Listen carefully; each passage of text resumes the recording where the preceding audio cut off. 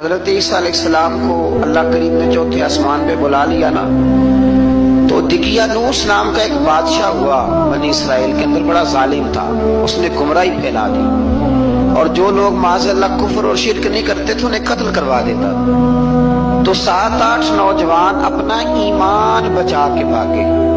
او ہو اللہ، ساری دنیا مال بچا کے بھاگتی، وہ 7-8 نوجوان اپنا ایمان بچا کے بھاگے کہ یہ ہمیں کہیں کفر کی طرف نہ لوٹا دے، تو جا کے ایک غار کے اندر چلے گئے، تو ایک کتا بھی ان کے ساتھ ہو گیا۔ انہیں کتے کو بڑے روڑے مارے کہ یہ اگر بھونکے گا، آواز نکالے گا تو ہم پکڑے جائیں گے، ہم نے تو چھپنا ہے، پر اس کو نہ ولیوں سے پیار ہو گیا۔ اس نے کہا بھگاؤ جتنا مرضی مجھے، فطرت میری ہے کہ میں بھونکتا ہوں، پر جب اللہ کے ولی ہوں تو پھر میں ادب کرتا ہوں۔ یہ قرآنی واقعہ ہے۔ اچھا، یہ عین وہ واقعہ ہے قرآن مجید کا کہ جو بہت ساری چیزوں پر ویسے ہی ناس ہے اور بہت ساری زبانیں ویسے ہی گونگ ہو جاتی۔ تو وہ 6-7 لوگ تھے، وہ چلے گئے غار کے اندر، جا کے انہوں نے پناہ لے لی۔ بادشاہ کو پتہ چل گیا کہ غار کے اندر ہے۔ اچھا، اللہ کی قدرت جیسے داخل ہوئے انہیں نیند آ گئی،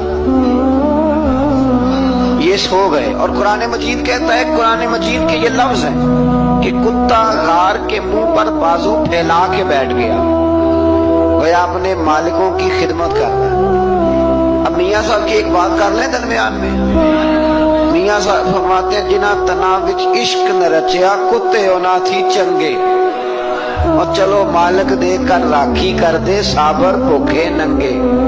یہ دیکھو نا کہ اتنا تو ان کے اندر بھی کمال ہے، اپنے نا دونوں بازو پھیلا کے کتا بھی غار پہ بیٹھ گیا۔ ان کو نیند آ گئی، بادشاہ نے پتہ کرایا کہاں بھاگ کے گئے، تو کہا وہ غار کے اندر ہے۔ بادشاہ کہنے لگا کہ ان کی سزا یہ ہے کہ ایک دیوار چن دو غار کے منہ میں، غار کوئی بند کر۔ جس بندے کی ڈیوٹی لگائی نا غار چننے کی، بندہ بڑا نیک تھا، اس کو دیوار بنانے کا ذمہ دیا۔ اس نے نا دیوار بھی بنائی اور ایک تختی پہ نا سب کے نام لکھے، اور وہ تختی ایک صندوق میں رکھ کے وہاں بند کر دی، اور اسی طرح کی ایک تختی اس کے نیچے لکھا کہ ایک تختی ان کے ناموں کی نا میں مال خزانہ میں بھی بند کر رہا ہوں۔ اللہ تبارک و تعالیٰ کی قدرت کے بعد مفسرین نے لکھا ہے وہ 100 سال تک سوئے رہے، اور بعض نے لکھا ہے کہ 300 سال تک سوئے رہے۔ 300 سال کے بعد اس طرح ہوا کہ حکومتیں بدل گئیں۔ بیدروس نام کا ایک بادشاہ آ گیا، وہ بڑا نیک دل تھا، اس نے ہر طرف حضرت عیسیٰ علیہ السلام کی شریعت کا پھر سے نعرہ بلند کیا۔ اب نا کچھ لوگ ایسے تھے جو منکر ہو گئے تھے کہ مرنے کے بعد دوبارہ کیسے اٹھیں گے۔ بادشاہ ایک دن اجرے میں گیا، جا کے دعا مانگی، یا اللہ کوئی ایسی بات دکھا جس سے لوگوں کا ایمان پکا ہو جائے۔ اس طرح کے بادشاہ ہوا کرتے ہیں۔ تو رب کریم نے کہا میں نے تو پہلے یہ راز چھپا کے رکھا ہوا ہے، کھول دیتے ہیں۔ اس نے دعا مانگی، اور ادھر کیا معاملہ ہوا، ایک چرواہا بکریاں چرانے والا وہاں سے گزرا۔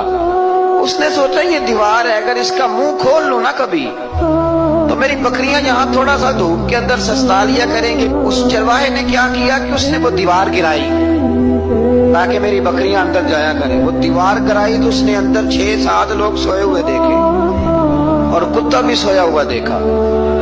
اللہ تبارک و تعالیٰ اپنی قدرت سے، اپنے فضل سے ان کی کروٹیں بھی بدلتا رہا۔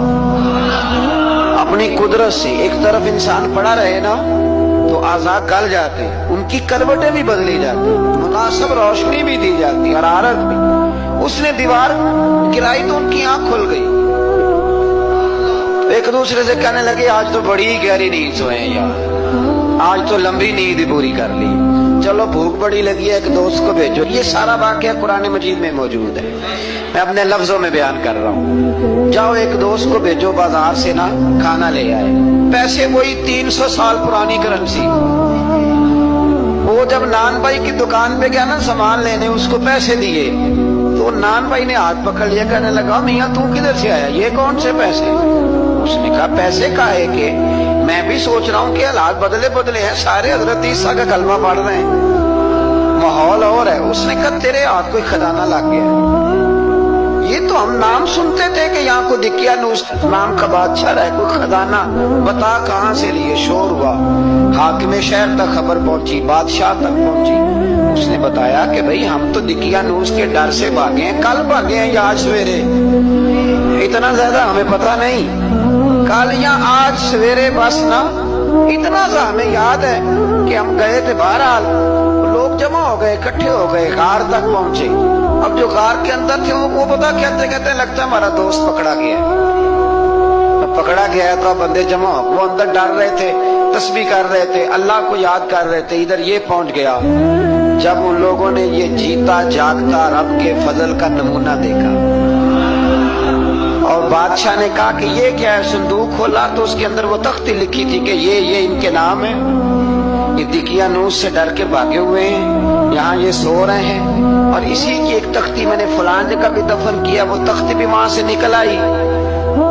اب سب لوگوں کی آنکھوں میں آنسو آئے اور سب کہنے لگے لا الہ الا اللہ، لا الہ الا اللہ، لا الہ الا اللہ۔ سب کہنے لگے ان اللہ علی کل شیء قدیر۔ جب ان کی بات پوری ہو گئی، لوگوں کے ایمان پختہ ہو گئے، تو اصحاب کہف کہنے لگے کہ ہمیں اب اجازت ہے، ہم پھر دوبارہ غار میں جاتے ہیں۔ وہ غار میں گئے تو رب نے پھر انہیں موت عطا فرمائی، نیند عطا فرمائی، تحفہ دیا۔ بادشاہ نے پھر اس کے آگے دیوار بنائی اور وہاں بادشاہ نے ایک مسجد تعمیر کرا دی، لوگ زیارت کرنے جاتے۔ یہ اصحاب کہف کا ذکر ہے۔ اب یہاں ہمارے مفسرین نے لکھا ہے کہ وہ جو کتا تھا نا، وہ بھی ساتھ ہی تھا۔